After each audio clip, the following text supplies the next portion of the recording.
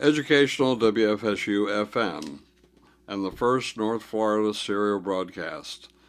Bill Ragsdale, Dad, finally achieved his first position as chief engineer at Florida State University's WFSU-FM. Also, he was promoting and expanding the station's programming in addition to handling technical details. It was a job that really fit his personality and interests. Actually, Dad really didn't have that difficult a technical position since the FM station was very low power. The station started out in 1949 on 660 AM and was then an all-student-run concern. They originally transmitted only 2.5 hours per day, and its transmission range was supposedly limited to just the FSU campus. However, due to complaints about the signal leaking into areas not within the college confines, the station went off the air in 1953.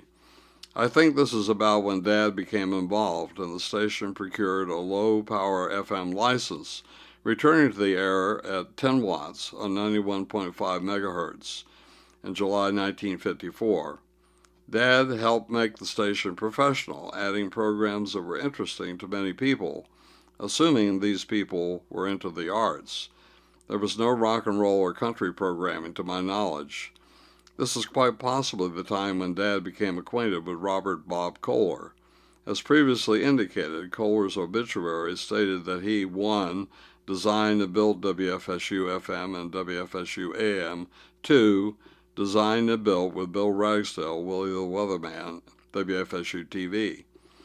I suspect that most of the actual electronics Bob Kohler used was commercially manufactured, though he likely selected the pieces, designed the placement, and installed each electronic item.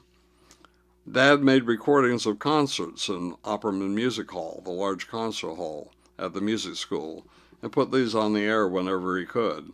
By 1954, there were Magnacord and Ampex recorders that the station used to record such musical performances. Dad also made recital recordings, including some from the famous resident composer Ernst von Dohnanyi. This is the German form of the Hungarian composer, conductor, pianist's name. Dohnanyi had moved to Tallahassee for the last part of his life, and as a composer is probably best known for his concertos, sometimes using folk melodies from Hungary, and especially variations on a nursery tune for piano and orchestra. While at WFSU-FM, Dad produced some of Professor Dohnanyi's recordings. Nevertheless, there were times when the great composer would miss a note. However, Dad was particularly proud of his abilities regarding any editing needed for recordings of live performances. This was way before the digital recording age, so there was no ability to easily clip out the note on a computer and then replace it. There were, of course, no personal computers either. What my dad would do was record himself playing the correct note on an appropriate piano somewhere in the music building. Next, he would use a razor blade to remove the portion of tape with the offending note and then replace it with a piece of tape having the correct note he himself had played and recorded. It took considerable artistry to get the note reinserted in a seamless fashion. Dad once said that Dohnanyi really liked my dad's ability to fix up his recordings. At any rate, I still remember the dark hallways of the basement where the radio station was located. The antenna was actually on the roof of the building. WFSU-FM is still going today, though I wonder how many remain alive that know the legacy Dad left regarding the station's beginnings. Yet, I did find on the internet a yearbook for 1957 showing Dad with the title of Chief Engineer for the Office of Communications and Radio.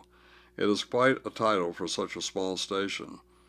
However, I think Dad was especially proud of one first that he accomplished with the FM station. I'm not sure of the year, but I think it was about 1956. He broadcast an early version of stereo. One channel was broadcast by WFSU-FM, and the other channel was sent over the airwaves by WTAL.